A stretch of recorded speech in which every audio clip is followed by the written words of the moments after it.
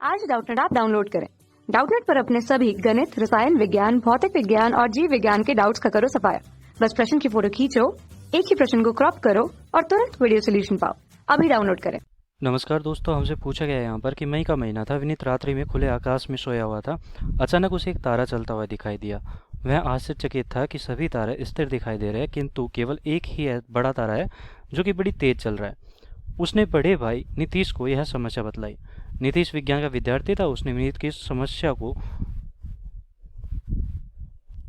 समझाया कि जिसे तुम चलता हुआ तारा कह रहे हो वह वास्तव में तारा नहीं है, बल्कि वैज्ञानिकों के द्वारा छोड़ा गया एक उपग्रह है जो पृथ्वी की परिक्रमा कर रहा है। वह प्रकाशिक नहीं है, किंतु सूर्य के प्रकाश पड़ने के कारण वह चमकीला दिखाई दे रहा है। उपरोक्त गद्यांश को पढ़कर हमने यहाँ पर नीचे के प्रश्न का उत्तर देना है कि पृथ्वी तल के समीप परिक्रमा कर रहे उपग्रह की कक्षीय चाल कितनी होती है। तो देखो, जो भी हमारे उपग्रह होते हैं, तो देखो यहाँ पर हमारा क्या है कि पृथ्वी है। अब पृथ्वी के चारों ओर कोई उपग्रह चक्कर लगा रहा है, तो उपग्रह को क्या किया जाता है कि इसके कक्षा में छोड़ा जाता है और एक वेग दिया जाता है, जिसके कारण इसको एक अभिकेंद्रीय वेग मिलता है जो कि बाहर की तरफ होता है। वेग मान लिया कि हमारा v है। ये वेग जो कि कक्षीय वेग कहलाता है। ठीक है, कौन सा वेग कहलाता है? ये कक्षीय कक्षीय वेग v।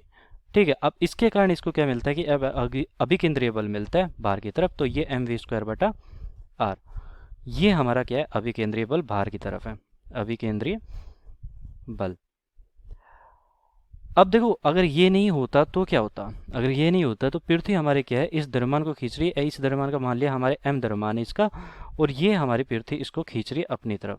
ठीक है, एक बल लगा रही है यहाँ पर F बराबर कौन सा है? गुरुत्वीय बल, गुरुत्वीय बल, और जिसका मान यहाँ पर कितना है? G(m(m)/r²।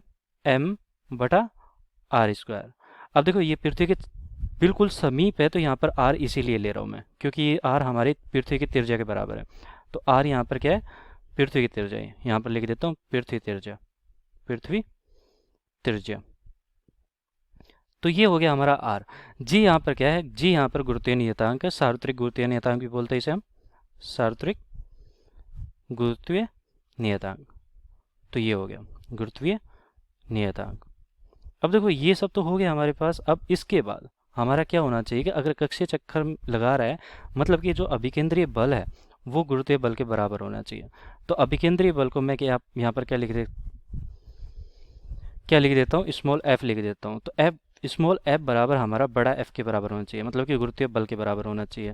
तो इसको यहाँ पर अब हल करते हैं, तो हमारा स्मॉल f क्या है? mv²/r। बड़ा r यहाँ पर पृथ्वी की त्रिज्या है, और हमारा m यहाँ पर क्या है? उपग्रह का द्रव्यमान मैंने बताया था। और बड़ा m हमारा क्या है? पृथ्वी का द्रव्यमान है। ठीक है, ये बड़ा m यहाँ पर पृथ्वी का द्रव्यमान है। g बड़ा m स्मॉल m/r²। अब देखो, इसको आगे हल करेंगे तो हमें यहाँ से क्या मिलता है कि r से मैंने यहाँ पर r काट दिया, या फिर मैं कहूँ कि ये m से यहाँ पर m काट देते हैं। और g(m)/r² को मैं क्या लिख सकता हूँ? हमारा गुरुत्वीय त्वरण g लिख दिया। ठीक है, ये g हमारा यहाँ पर क्या है? लिख देता हूँ मैं गुरुत्वीय त्वरण, गुरुत्वीय त्वरण। हमें कैलकुलेशन में आसानी होगी, मतलब कि यहाँ पर हल करने में आसानी होगी। r को मैंने इससे गुना कर दिया और ये v² हो गया। तो देखो, v बराबर हमारा यहाँ से क्या आता है? g(r), या फिर मैं रूट में भी ले सकता हूँ इसमें। पहले मैं क्या करता हूँ कि हल करता हूँ पहले से। तो g हमारा मान लिया कि 10 के लगभग मान लिया, 9.8 होता है लेकिन 10 के लगभग मान लेते हैं इसे हम। अब ये देखो, r हमारा क्या है? पृथ्वी की त्रिज्या हमारी 6400 किलोमीटर होती है, 6400 किलोमीटर, या फिर मीटर में परिवर्तित कर लेता हूँ 10⁻³ के बराबर। अब यहाँ से अगर मैं इसको देखो 9.8 लिख देता हूँ, ठीक है, ताकि हमें ज़्यादा दिक्कत ना हो। 8.1 लिख देता हूँ। जी हमारा गुरुत्वीय त्वरण है, इसका मान यहाँ पर 9.81 मीटर/सेकंड² ले रहा हूँ। अब देखो, अगर इसे आगे हल करेंगे तो v² बराबर हमारा क्या आता है? 9.81 और 64, और ये 0 0 और 10⁻3। तो देखो 10⁻3 यहाँ पर है। इसको मैं क्या करता हूँ? स्क्वायर को भी हल कर लेता हूँ, रूट में लिख देता हूँ इसे मैं। ठीक है, रूट में हमारा क्या है? 9.81 गुना 64 लिखता हूँ, और यहाँ पे देखो 10⁻2 यहाँ से, और 10⁻2 10⁻4 लिख दिया, और 10 हमारा एक और बच गया।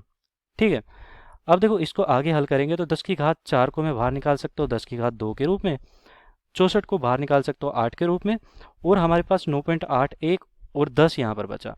तो 981 हमारा बचा यहाँ पर, एक तरह से सॉरी 98 बचा। तो 98.1 बचा हमारा यहाँ पर रूट में।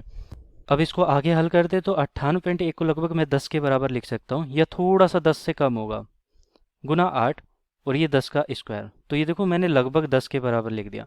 ठीक है, 98 मतलब कि 100 हमारा अगर रूट में होता तो 10 बाहर निकल के आता, 98 है तो थोड़ा सा 10 से कम होगा। तो एक तरह से यहाँ पर 8 है तो 80 है, 80 को मैं यहाँ पर 80 ही लिख देता हूँ। ठीक है, 80 गुना 10 की घात 2, या फिर 8000 लिख देता हूँ। और ये हमारा किस में आ जाएगा, वेग मीटर प्रति सेकंड में, या फिर मैं कह सकता हूँ कि 8 किलोमीटर प्रति सेकंड। तो इतना हमारा कक्षीय वेग आ गया, जो कि हमारा अंतिम उत्तर होगा, जो कि हमसे पूछा भी गया था। धन्यवाद। कक्षा 6वीं से 12वीं से लेकर नीट, IIT, JEE वो एडवांस के लेवल तक 1 करोड़ से ज्यादा छात्रों का भरोसा। आज ही डाउनलोड करें डाउटनेट ऐप या व्हाट्सएप करें अपने सारे डाउट्स 8400 400 400 पर।